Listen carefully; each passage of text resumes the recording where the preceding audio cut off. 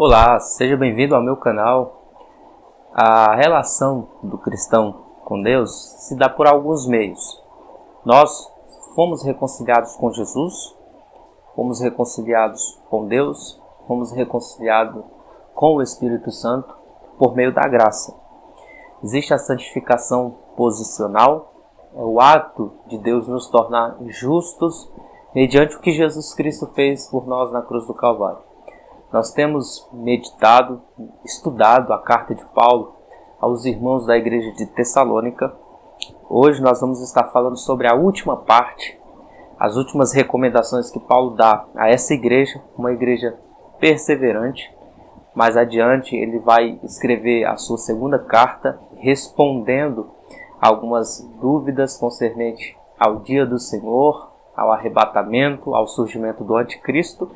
E nós pretendemos também fazer o estudo, a exposição, a meditação nessa segunda carta, mais adiante, permitindo Deus. No nosso último vídeo, nós falamos sobre a comunhão dos irmãos com a sua liderança e da igreja entre si, a sua membresia e com o seu entorno.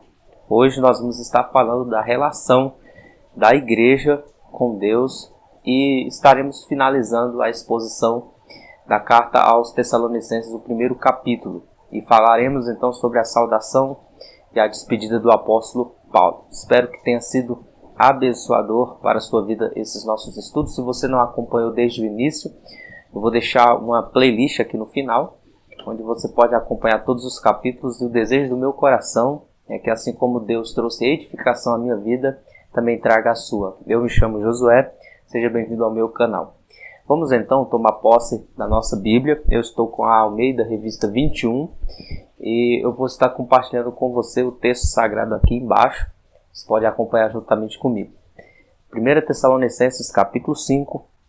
Vamos ler a partir do versículo 16, então a parte final. A nossa última exposição nós fomos até o versículo 15. Hoje nós vamos dar continuidade de onde paramos, do versículo 16 até o versículo 28. O apóstolo Paulo diz assim: Alegrai-vos sempre, orai sem cessar, sede gratos por todas as coisas, pois essa é a vontade de Deus em Cristo Jesus para convosco.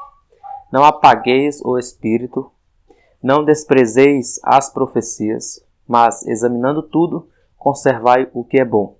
Evitai tudo o que é mau, e o próprio Deus de paz vos santifique completamente. O vosso espírito, alma e corpo sejam mantidos plenamente irrepreensíveis para a vinda de nosso Senhor Jesus Cristo. Quem vos chamou é fiel e ele também o fará. Irmãos, orai por nós. Cumprimentai todos os irmãos com um beijo santo. Eu vos suplico pelo Senhor que esta carta seja lida a todos os irmãos. A graça de nosso Senhor Jesus Cristo seja convosco. Como nós havíamos dito, Paulo, então, ele vai falar da relação do cristão com Deus e vai dar as suas últimas palavras. Ele começa com uma ordenança. Ele vai falar, ele vai direcionar, aconselhar os irmãos a alegrar-se sempre. Aqui, se é uma ordenança, se está no imperativo, alegrai-vos sempre, então é mais do que mera emoção. A alegria aqui é algo que você se pensa, é algo que você tem motivo pelo qual se alegrar. Todo o corpo da carta está contendo os motivos pelos quais os irmãos poderiam se alegrar. Eles foram salvos, apesar da perseguição e da morte de alguns, a vida não acabava com a morte. Ele fala isso no capítulo 4. Os que morreram em Cristo ressuscitaram primeiro e depois nós nos encontraremos com esses irmãos. Nós fomos aceitos na família de Cristo, nós fomos aceitos na família de Deus. Deus, apesar das nossas fraquezas e fragilidades, nos aceita. Isso é motivo para nós nos alegrarmos. Mas temos outros motivos também pelo qual nós podemos nos alegrar. O Evangelho, a Bíblia, nos dá dica pelo qual nós podemos nos alegrar sempre no Senhor. Os Evangelhos nos mostram, a Bíblia nos mostra que a alegria não é apenas ter coisas boas ou ausência de coisas ruins. A alegria do cristão não é circunstancial, nem coisas. A nossa alegria é uma pessoa. Jesus Cristo ressuscitou, por isso a nossa alegria é eterna, a nossa alegria dura para sempre. No Evangelho de Mateus, capítulo 5, versículo 12, o Senhor Jesus Cristo nos disse que nós deveríamos alegrar-nos e exultar, pois a nossa recompensa está no céu e é grande. Ele vai falar, porque assim perseguiram os profetas que vieram antes de vós. Quando somos perseguidos, nós estamos em boas companhias, porque os profetas também foram perseguidos. E há um galardão que nos aguarda no céu. Por isso devemos nos alegrar e nos exultar apesar das perseguições. No Evangelho de Lucas, capítulo de número 10, versículo 20, quando os discípulos saem em uma missão e expulsam demônios no nome de Jesus, Jesus Cristo os adverte. Não se alegrem apenas porque os demônios se submetem a vocês, mas antes por ter o vosso nome escrito no livro da vida, escrito nos céus. Lucas 10, versículo 20. Filipenses, capítulo 4, versículo 4. Apesar da prisão, apesar de estar encarcerado, o apóstolo Paulo diz: alegrai-vos sempre no Senhor, outra vez vos digo, alegrai-vos. Aqui não é alguém que está em um palácio, que está sendo elogiado, que está numa zona de conforto. É alguém que está preso por causa da palavra e aconselha a igreja de Filipos a alegrar-se sempre. E ele até enfatiza essa verdade. Outra vez vos digo, alegrai-vos sempre. A alegria também é um fruto do Espírito. Então, se nós temos o Espírito Santo, é comum que nós tenhamos alegria apesar das circunstâncias adversas. Até porque nossa alegria ela é eterna, não é temporal, não é circunstancial. A nossa alegria transcende as dificuldades que nos envolvem. Depois de ter ordenado uma ordem imperativa a que os irmãos se alegrassem, Paulo prossegue dizendo: orai sem cessar. Verso de número 17, 1 Tessalonicenses 5. Orai sem cessar. Ora, a oração ela está entre a alegria, versículo 17, orar sem cessar, e a gratidão, o versículo 18. É como se fosse uma liga, é o baluarte entre a alegria e a gratidão, é a oração. Nós mantemos essa alegria, essa chama da alegria acesa, por meio da oração. Então, o segredo para se alegrar sempre é orar sempre, orar sem cessar. Seríamos mais alegres se orássemos mais, porque a oração nos aproxima do coração de Deus. E quando estamos próximo ao coração de Deus, inevitavelmente estaremos mais felizes. O que precisamos entender é que nós não devemos ficar 24 horas por dia de joelho orando, mas devemos priorizar a oração e sempre estar pronto para orar. Estar sempre com a mente ligada no céu. Nós estamos com os pés na terra, o nosso coração e a nossa mente está ligada em Deus. A palavra grega, aqui traduzida por orar sem cessar, orar em todo o tempo, é um termo geral que abrange todas as formas de comunhão. Orar é muito mais do que falar com Deus, é também estar apto para ouvir a Deus, ou seja, é depender conscientemente de Deus. É o hábito de elevar Deus ou elevar o coração a Deus em oração. O conceito aqui implica hábito. É algo comum. A oração sem cessar aqui deve ser um hábito. Assim como é um hábito você acordar toda manhã, escovar os dentes, se levantar e trabalhar. Assim como é comum você toda vez que sente sede beber água. Assim como é comum toda vez que você sente fome você se alimentar. A oração também deve ser um hábito, algo essencial e necessário para a nossa vida. A perseverança na oração não é automática nem fácil. O texto não está dizendo que é fácil, mas a alegria no Senhor é sustentada somente pela oração. Não é algo fácil, mas é algo necessário e essencial. Lá em Lucas, capítulo 18, verso 1 a 8, o Senhor Jesus Cristo ele nos dá uma história, uma parábola sobre o dever de orarmos sempre e nunca desfalecermos. Ele conta a história da viúva e do juiz impenitente. Ele vai falar que havia uma mulher viúva que buscava justiça no juiz. E ela não desistiu até que o juiz lhe fez justiça. E aí Jesus fala então sobre o dever de orarmos sempre e não desfalecermos, ou seja, insistirmos na oração. Do versículo 9 ao 14, o Senhor Jesus Cristo então conta uma outra parábola sobre o publicano e o fariseu. Ambos entram no templo e ambos vão orar. Só que o fariseu ora com orgulho, se vangloriando de não ser como o publicano. Diferente do publicano, o fariseu dizia que jejuava 3 vezes ao dia, dava oferta, dava o dízimo e tudo mais. E aí o publicano baixa a cabeça, bate no peito e fala: Senhor, sê propício a mim, pobre pecador. Jesus diz então que o publicano, humilde, desceu justificado, enquanto o fariseu não, porque orava de si para si próprio. A segunda lição que Jesus nos dá é sobre orar sempre com humildade. A primeira lição, Lucas 18, verso 1 até o 8, orar com insistência. Do verso 8 até o verso 14, Jesus fala então sobre orar com humildade. Devemos orar sempre e orar sempre com humildade, sabendo que não somos dignos nem merecedor. E se somos aceitos e respondidos, é simplesmente obra da graça.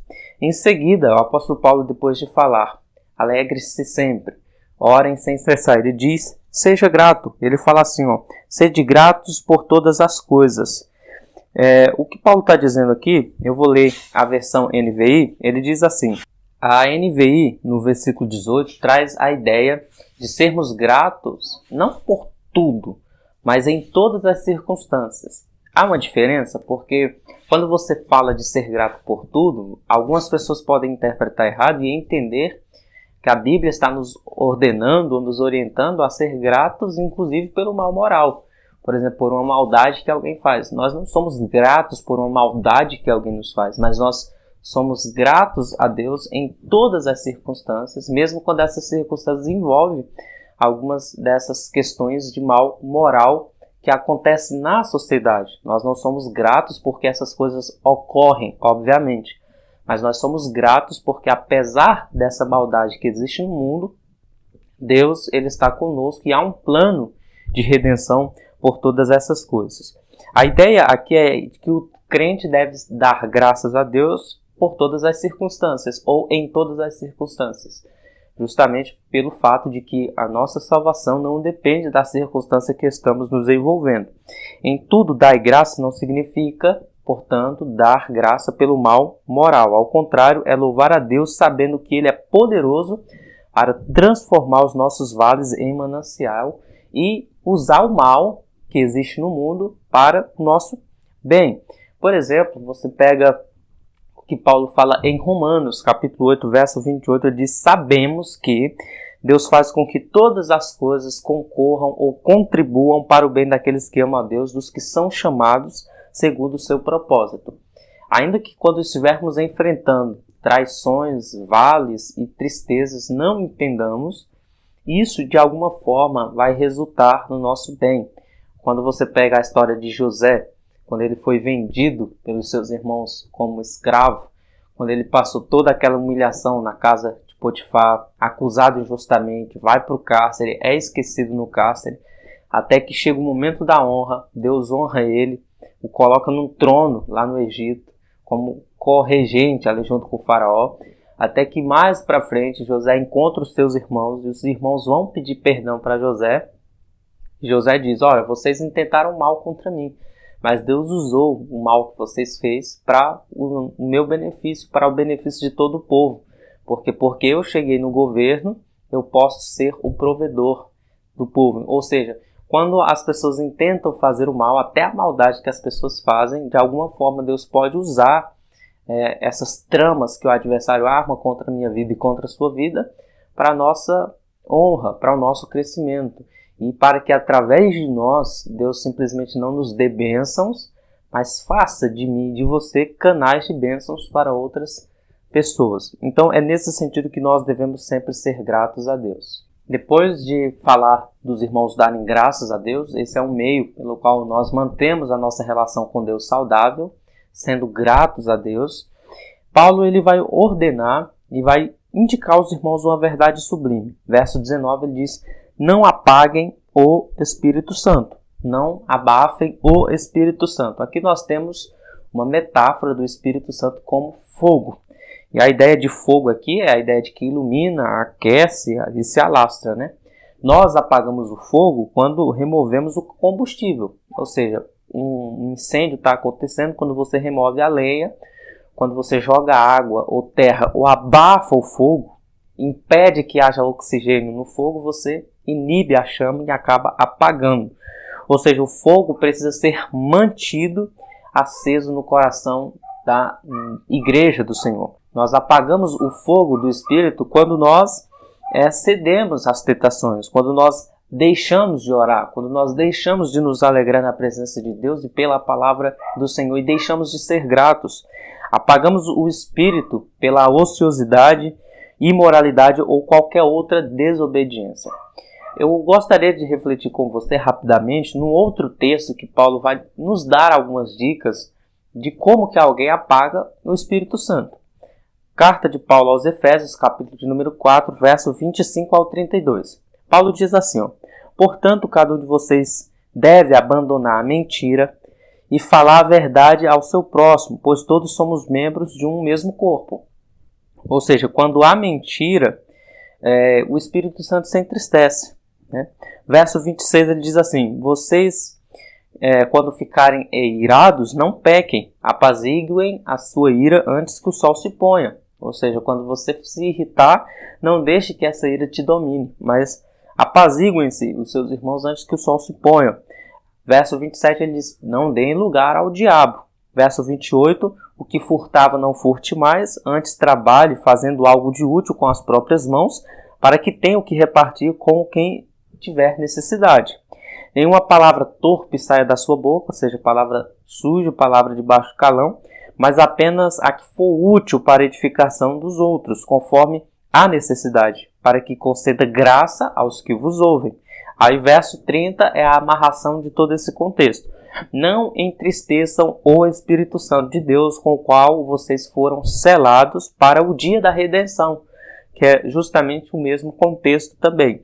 A redenção aqui está relacionado à salvação da presença do pecado. Hoje nós somos salvos do poder do pecado. Mas na redenção do nosso corpo, ou seja, quando formos arrebatados, seremos salvos da presença do pecado, daí a redenção, receberemos um corpo incorruptível. Verso 31, livrem-se de toda amargura, indignação, ira, gritaria e calúnia, bem como toda a maldade. Sejam bondosos, compassivos uns para com os outros, perdoando-se mutuamente, assim como Deus perdoou vocês em Cristo. Então, quando nós quebramos esses princípios aqui, com certeza nós estaremos apagando a chama do Espírito Santo. Tudo isso está relacionado à oração, à consagração, mas também à nossa prática de vida. Depois de falar para não apagarmos o Espírito Santo, porque isso aqui é essencial para que mantenhamos uma boa relação com Deus, é mantermos a chama do Espírito Santo acesa. Verso de número 20 e 22, Paulo vai falar que a chave, aquilo que amarra tudo isso é a prudência. Ele vai falar, não desprezem as profecias, mas examinando tudo, conservai o que é bom, evitai tudo o que é mal. Verso de número 22. Não desprezar as profecias aqui é algo bem interessante, porque o termo aqui para desprezar é literalmente contar como nada. Ou seja, é por causa de um zelo muito exacerbado você acabar pegando tudo o que é bom e juntando com o que é ruim, e acaba descartando o que é bom com o que é ruim. Profetizar, obviamente, está relacionado com um dos dons do Espírito, mas no Novo Testamento, o sentido geral mais aceito é falar adiante. O conceito geral é dizer adiante. Significa literalmente a palavra profecia aqui. Assim significa a pregação cristã e não a revelação antecipada aqui nesse contexto, embora este não esteja totalmente ausente. Como nós vamos ver lá em 1 Coríntios, capítulo 14, 24 e 25, a profecia também está relacionada a predizer aquilo que vai acontecer, seja algo particular na vida de um irmão, seja algo relacionado à comunidade de fé. Mas nesse contexto imediato aqui de Paulo aos Tessalonicenses, a profecia aqui é a exposição, é a escritura como um todo. É falar ou prenunciar a palavra de Deus. Então Paulo vai falar para não desprezar a pregação, não desprezar a palavra de Deus de modo geral. Como nós mantemos a comunhão com Deus? Honrando a palavra de Deus. Nós honramos a Deus honrando sua palavra. E honrar a palavra não é simplesmente ouvi-la, mas guardá-la e praticá-la. É triste quando alguns cultos, você vai em algumas igrejas e você vai pregar, e às vezes o culto começa às 7 da noite, acaba às 10, alguns trabalhos um pouco mais extensos. Então são das 7 às 10, nós temos 3 horas de culto. E aí começa o louvor das 7 até as 9h45. E aí chamam o pregador para pregar e dizem que vão para a melhor parte. São mais de 2h30 de louvor e dizem que a melhor parte é a palavra.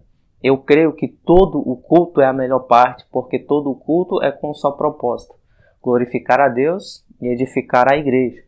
Mas eu não posso dizer que estou honrando a Deus quando eu tenho um culto de 3 horas e deixo apenas 15 minutos para a pregação da palavra de Deus.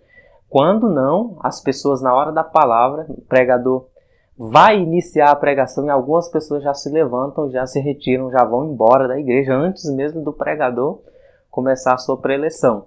Então, há uma confusão aí, algo que precisa ser diagnosticado, tratado.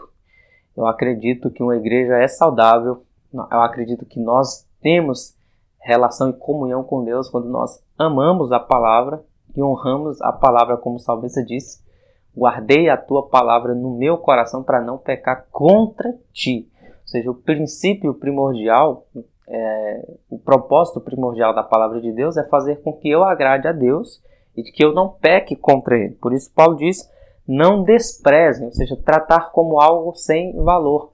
Geralmente isso acontece porque algumas pessoas têm um orgulho oculto e geralmente quando se é um texto, entre aspas, conhecido, a pessoa acha que já domina tudo aquilo e acha que não deve ouvir, já tranca o coração. Isso é um problema muito sério, porque a palavra de Deus é uma fonte inesgotável, né, de conhecimento, de profundidade, de sabedoria.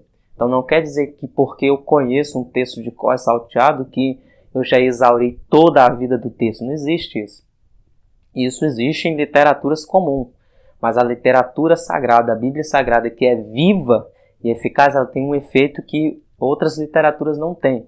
Então, por mais que eu já tenha ouvido centenas de vezes sobre a parábola do filho pródigo, sobre a mulher do fluxo de sangue, ou sobre qualquer outro texto que seja, eu tenho que ter humildade para ficar sentado no meu lugar e ouvir o que o pregador, o que o mensageiro, a mensageira de Deus tem para falar ao meu coração. Por isso, não despreze as profecias, porque quando você despreza, quando nós desprezamos o pregador, eu sempre digo isso, não estão desprezando a pessoa, mas está desprezando aquele a quem a pessoa está representando. No momento que alguém está pregando a palavra de Deus, ele é a maior autoridade ali na igreja, porque ele está representando Deus. Depois que ele terminar a pregação, aí a autoridade é outra. Mas na hora da pregação da palavra, a maior autoridade é o pregador, porque ele está representando Deus. Lógico que o pregador não vai fazer o que quer na igreja, porque tem uma hierarquia. Respeita-se os pastores, obviamente. Eu não estou dizendo, não confunda respeito e honra com insubmissão. Insubmissão e desorganização, não é isso. O que eu estou dizendo é que quando alguém despreza o pregador, despreza a mensagem, é só ler Jeremias, por exemplo. É só ler Samuel. Quando despreza o homem de Deus, não está desprezando ele, mas Deus que o vocacionou e que o colocou ali naquela função. Aí ele vai falar o seguinte: quando você ouve tudo, você tem que ter prudência para examinar tudo. Verso 21, examinai tudo, conservai o que é bom. A palavra para examinar tudo aí é uma palavra grega, dokimazo, que significa testar, examinar, provar, verificar se uma coisa é genuína ou não. Essa palavra dokimazo era utilizada para o ato que o ferreiro fazia com o ferro, para provar se o material era puro ou não. É a ideia de você provar o ouro no fogo para ver se é um ouro puro ou não. Qual que é a pureza da prata? Você coloca ele na fornalha e vai provar pelo fogo. Aqui Paulo está dizendo que nós devemos testar tudo, dokimazo, provar, ver se algo é genuíno, julgar o seu valor. E como que nós julgamos uma pregação? Não julgamos a pregação pelo pregador, mas julgamos a pregação pela palavra de Deus. Lembre-se dos irmãos de Bereia, os bereanos, que Paulo estava pregando e eles iam examinando se o que Paulo falava era conforme as Escrituras. Por isso a importância de nós conhecermos a palavra do Senhor, para examinarmos tudo. E aí quando nós examinamos tudo, nós retemos o que é bom. A palavra bom aí é kalos. Kalos significa genuíno e aprovado. Aqui nós temos que tomar muito cuidado para não confundir reter o que é bom com reter o que gostamos. Não é isso que Paulo está dizendo. Retenha só o que você gosta. Senão nós ficaremos só com as promessas da Bíblia. Não é isso que Paulo está dizendo. Reter o que é bom aqui é nos agarrarmos àquilo que é genuíno, aquilo que é bíblico. Mesmo que eu não goste, mas é bíblico, é genuíno, então eu me apego a isso. Quando falta à igreja o conhecimento, o povo de Deus perece. O profeta Oséias diz em Oséias 4,12, o meu povo perece porque lhes falta o conhecimento. E no contexto, Oséias fala assim, porque o sacerdote desprezou a minha lei, eu também o desprezarei. É Deus falando por meio do profeta. Quando os crentes não examinam as escrituras nem julgam as profecias, heresias perniciosas entram e acabam com o rebanho, deformam a igreja do Senhor. E aí nós temos que tomar um outro cuidado, que não é simplesmente pegar tudo e jogar fora. O que acontece? Quando um trigo é separado do joio, o que você faz? Você descarta o joio e fica com o trigo. Quando descobrir a falsificação de um metal, o que você faz? Você descarta o falso metal, a prata falsa, e fica com o genuíno.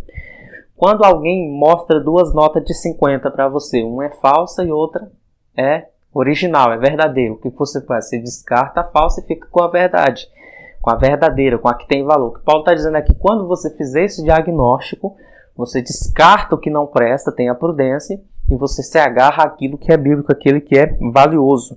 Ninguém jamais ficou rico apenas descartando coisas, mas precisamos nos agarrar àquilo que tem valor.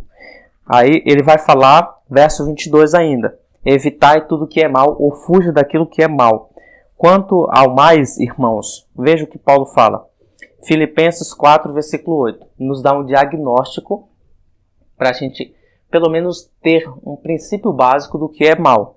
Ele fala assim, ó, quanto mais, irmãos, Filipenses 4, 8, tudo que é verdadeiro, tudo que é honesto, tudo que é justo, tudo que é puro, tudo que é amável, tudo que é de boa fama, se há alguma virtude e se há algum louvor, nisso pensai.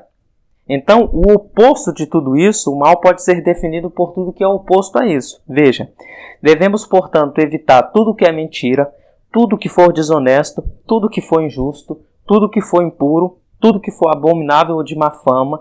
Evitem praticar essas coisas ou mesmo pensar nelas.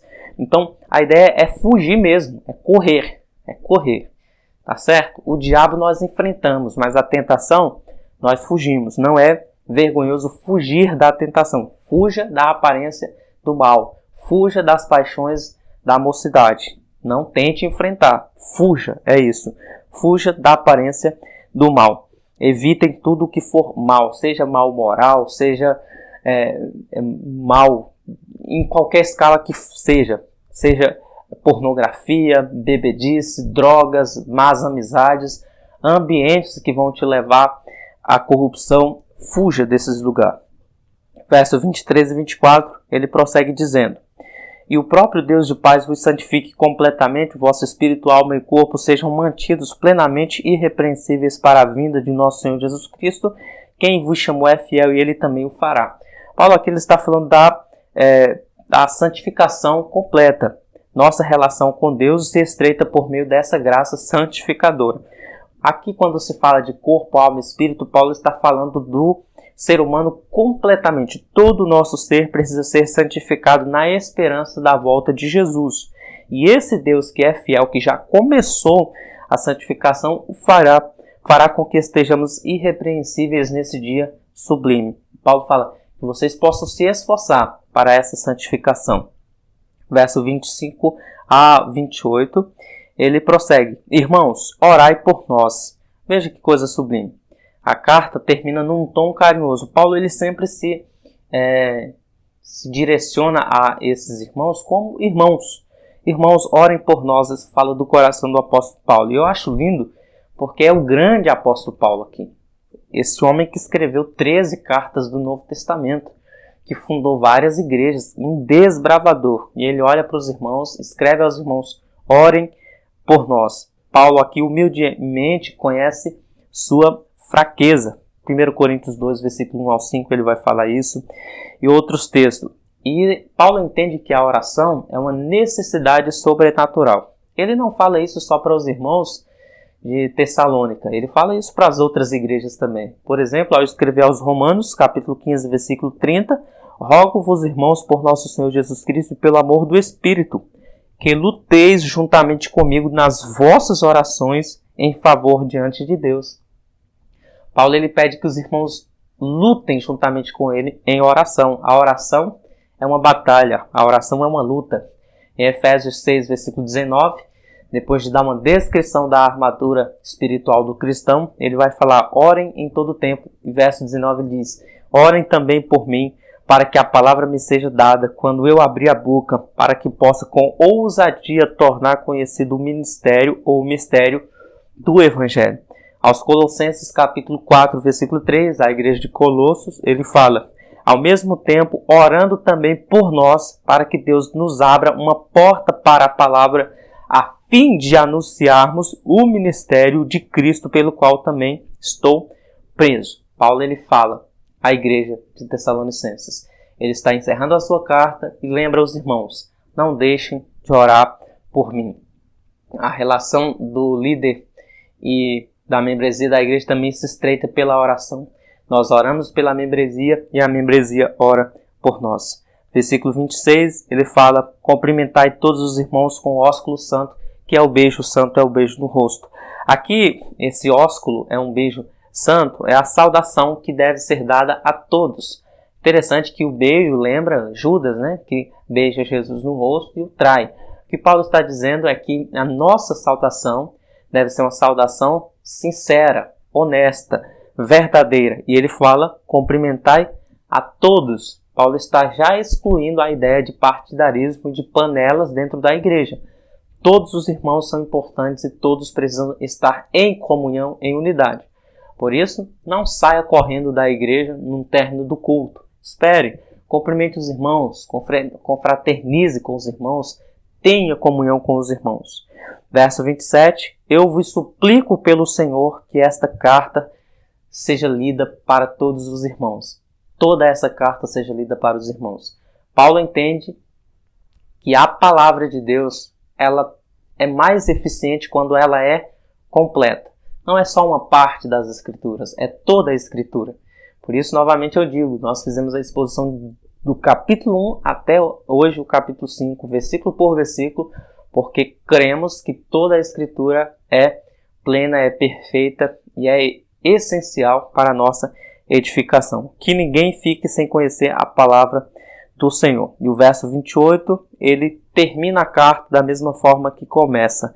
A graça de nosso Senhor Jesus Cristo seja convosco. Paulo encerra dizendo que a graça é o suficiente. Graça para começar, graça para permanecer e graça para terminar. Essa foi a nossa exposição da carta de Paulo aos Tessalonicenses. Orem para que Deus nos dê graça de continuarmos o estudo. O tempo anda bem corrido para nós. Aproveitamos esses dias que ficamos em casa no final do ano. Mas agora, ano de 2022, já se inicia uma nova etapa, uma nova corrida aí. E eu oro para que você fique firme, que você não desista. Orem por nós, porque juntos somos mais fortes. Que Deus em Cristo te abençoe. Que essa palavra seja aplicada ao nosso coração, que nós possamos manter a nossa comunhão como corpo e como membros de Cristo. Que nós possamos manter essa chama acesa do avivamento, possamos cavar os poços que foram entulhados, voltarmos às nossas origens, buscarmos a Deus enquanto Ele está perto, invocarmos Ele enquanto podemos achar. Que em breve Jesus Cristo virá e esse povo barulhento já não mais estará aqui para incomodar o mundo. Que Deus te abençoe, Deus te guarde, que você viva em santificação firme e constante, pela graça de Deus. Beijo fraterno no seu coração. Até o nosso próximo encontro, assim Deus nos permitindo. Tchau, tchau.